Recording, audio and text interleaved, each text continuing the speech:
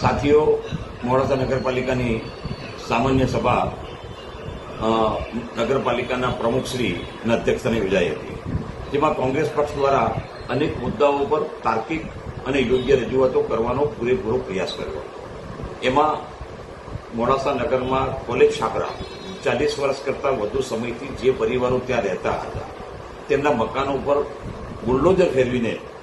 જેમને છત વગરના કરી દેવામાં આવ્યા છે તેમને એક વૈકલ્પિક વ્યવસ્થા આપવા માટે સુપ્રીમ કોર્ટ અને સરકારની ગાઈડલાઈન કરવાની વાત પણ મૂકી હતી. સરકારી પ્લોટ ઉપર, સરકારી જમીન ઉપર તેમને પ્રધાનમંત્રી આવાસ યોજના હેઠળ મકાનો બનાવી આપવા માટેની વાત કોંગ્રેસ પક્ષ દ્વારા મૂકવામાં આવી હતી. બીજી બાબત એ હતી કે મોડાસા નગરપાલિકા વિસ્તારમાં જે વિસ્તારો 2002 પછી અસરગ્રસ્ત તરીકે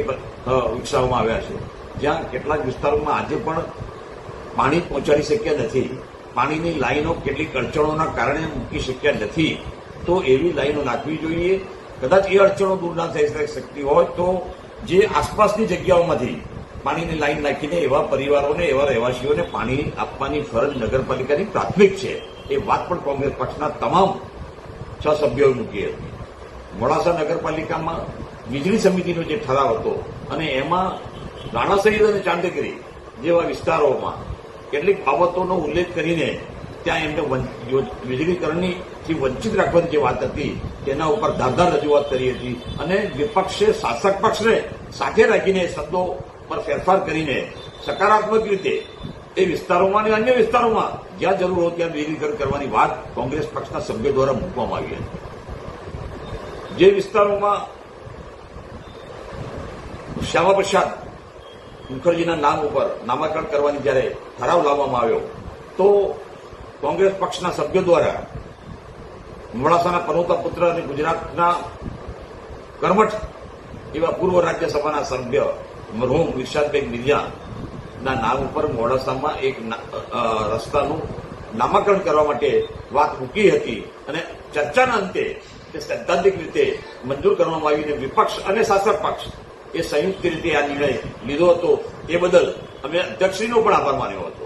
એટલું જ નહીં, મોડાસા નગરમાં કસ્બા કબ્રસ્તાનની બહાર જે એક જમીન આવેલી છે, જે જમીન અત્યારે અવાવરું અને પડી રહી છે, તો તેમાં બગીચાનો પણ વિકાસ કરવા માટે એક નાનો બગીચો બને અને આસપાસના લોકોને એ બગીચાથી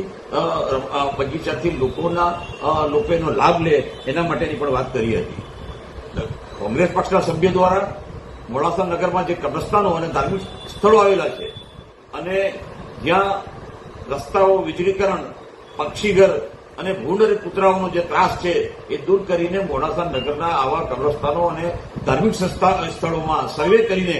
તેમની જરૂરિયાતોને પૂર્ણ કરવાની વાત કરી હતી. સ્મશાન ધામમાં જે પૈસા ફાળવવામાં આવ્યા છે એવા જ પૈસા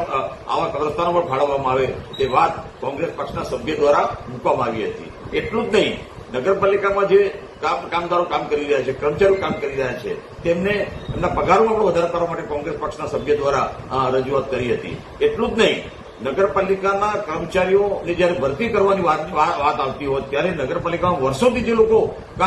નોકરી કરી રહ્યા છે, ફરજ બજાવી રહ્યા છે, એવા લોકોને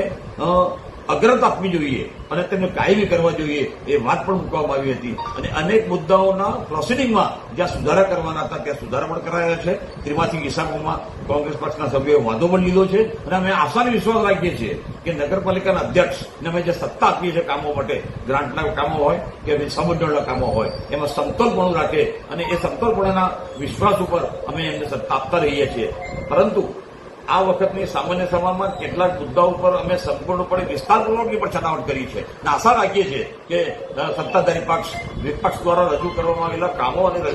એમની બાબતોને સંજ્ઞાનમાં લેશે.